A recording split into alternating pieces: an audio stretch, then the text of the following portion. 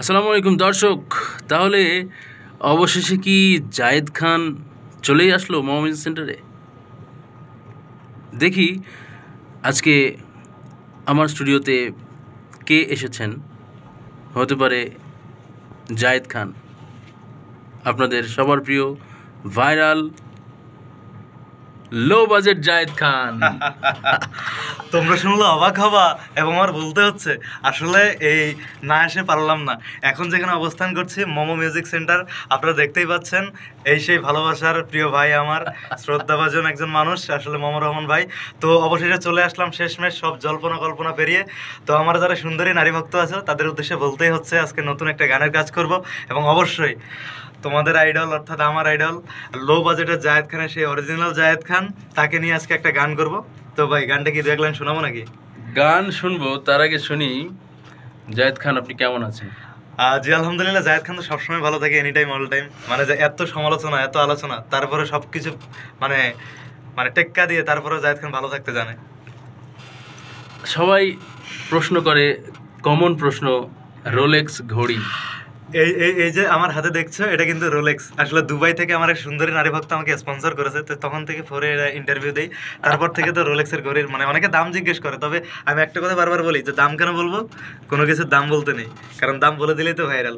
জায়েদ খান যেটাই শো করে সেটাই looking like a wow, so beautiful, so elegant, just looking like a wow. আর কি বলবো দর্শক, খুবই খুবই ভাইরাল, খুবই জনপ্রিয় এবং ট্যালেন্টেড। এরকম সুন্দরভাবে একটা মানুষকে মিমিক্রি করতে পারা, কপি করতে পারা অবশ্যই একটা ট্যালেন্ট। এবং আমি যেহেতু গানের মানুষ, তার গানেরও যে ট্যালেন্ট আছে সেইটাই আজকে আপনাদেরকে দেখাতে চলেছি। এবং মামা মিউজিক সেন্টার থেকে খুবই সুন্দর, শুধু গান গাওয়া না, নিজের লেখা এবং সুরের ট্যালেন্ট তার ভিতরে আছে। অসাধারণ একটি গান জায়েদ খানের নিজের কণ্ঠে, নিজের লেখা সুরে মামা মিউজিক সেন্টার থেকে বের হতে যাচ্ছে, প্রকাশ হতে যাচ্ছে। গানটা একটু শুনি। অবশ্যই অবশ্যই, আসলে শুনিয়ে দিলেই তো ভাইরাল। আমার নারী ভক্তরা আরো আমার উপর ইমপ্রেস হয়ে এই যে ইনবক্সে এত আনাগোনা করবে। তো তার আগে দেখাতে হচ্ছে এই যে জায়েদ খানের ছবি কিন্তু বুকের মধ্যে প্রিন্ট করে আজকে মোমো মিউজিক সেন্টারে চলে আসছে। তো এই জন্যই এই গানটা গাইবা, আসলে শুরুটা এমন। আরে জায়েদ খানের ভক্ত আমি, করি তাকে কপি, তাই তো আমার বুকে রাখছি তাহার একখান ছবি। জায়েদ খানের ভক্ত আমি, করি তাকে কপি, তাই তো আমার বুকে রাখছি তাহার একখান ছবি।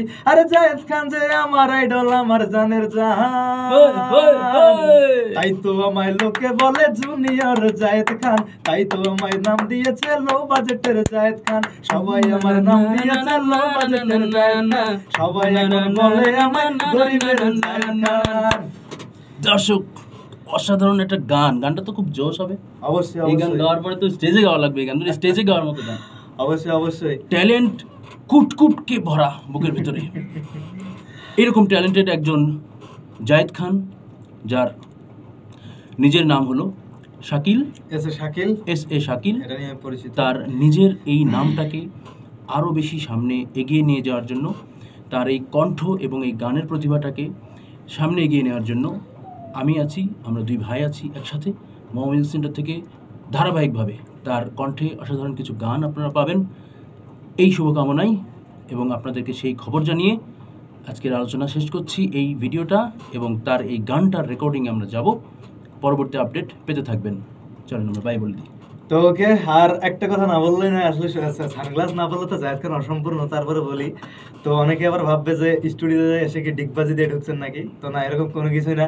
তবে বলি, ভিডিওটা সবাই শেয়ার করে দেবেন বেশি বেশি, গানটা রিলিজ হওয়ার পর অরিজিনাল যে সংটা। না হলে ডিগবাজি দিয়ে যে কোনো সময় যে কোনো মুহূর্তে যে কারো ঘরে দরজা ভেঙে ঢুকে যাবো। So be careful. Okay okay okay, আল্লাহ হাফেজ। ওকে দিয়ে আছে এটা।